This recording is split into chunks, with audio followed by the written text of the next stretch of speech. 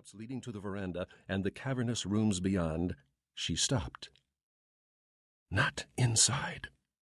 The certain knowledge that something was different had changed in the seconds since she'd fled outside, made her turn away. Behind. It's behind the house. As if under the power of an unseen force, the woman slowly groped her way around to the back of the house. The sun, close to its zenith now, beat down on her, making her skin tingle and burn in an angry, itching rash that spread scarlet from her belly across her torso, down her arms and legs, like claws scraping at her from the inside, pushing to tear free from the confines of her body. Then she saw it. Her hands rose reflexively to her face as if to blot out the vision before her, or even to tear her eyes from her head. Then they dropped away, and she gazed unblinking at the specter beneath the ancient magnolia tree that spread its limbs over the area beyond the house.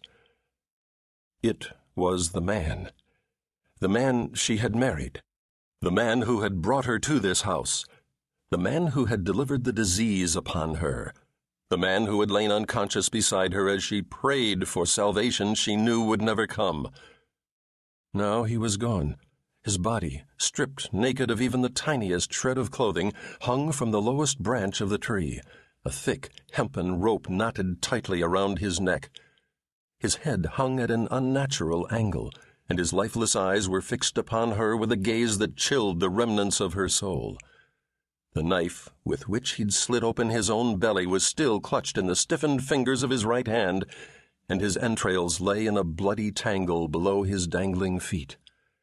A swarm of flies had already settled on his disemboweled corpse. Soon their eggs would hatch, releasing millions of maggots to feast upon him. He had found his escape. He had left her alone with the disease. Nearly doubled over by a spasm of terror and revulsion, the woman turned away and lurched toward the shelter of the house. Muttered words, unintelligible even to herself, tumbled from her lips. By the time she escaped the brilliant noon sun, her entire body was trembling. Hide! Got to hide! Hide from him! Hide from it! The corruption inside leaped to life again, and no longer aware of where she was or what she was doing, she obeyed the dictates of the foulness within. A door opened before her, and she stumbled, then fell plunging into the shadowy darkness, feeling blackness surround her, welcoming the release of death.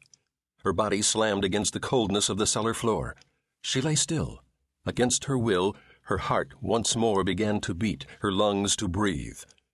And now, the final agony, the agony she had always known would come. It arrived as a point of white heat deep within, which spread and burned as it raced through her, igniting every nerve in her body into a fiery torment that set a scream boiling up from her throat, instantly followed by a stream of vomit. Every muscle in her body cramped, limbs thrashing, hands and feet lashing out, as if at some unseen tormentor she was engulfed by the growing pain. No! The single cry of anguish burst from her, then trailed off into hopeless silence. For a long time she lay unmoving as the fire withdrew, leaving at last an absence of pain, a blank emptiness where the disease had been. She pulled herself up and gazed at the tiny thing that lay between her legs. Still covered with bloody tissue, the baby stretched its tiny arms as if reaching toward her. The woman stared at it, then reached out and picked it up. She cradled it in her left arm, and with the fingers of her right hand she stroked its face. Then, her eyes still fixed upon the infant, her fingers closed around its neck. She began to squeeze. As her fingers tightened, she heard herself say the familiar words that lifted her spirit and filled her soul with peace. "Our Father, who art in heaven." The baby thrashed against her grasp, its fingers instinctively pulling at her own. "Forgive us our trespasses, as we forgive those who trespass against us." The baby's tiny fingers fell away from hers. Its struggles weakened. "Deliver us from evil." The movement stopped. The infant lay still in her hands. Amen. They found her just after sunset. She was still praying, still cradling the dead baby in her arms. She offered no resistance when they took the child from her. None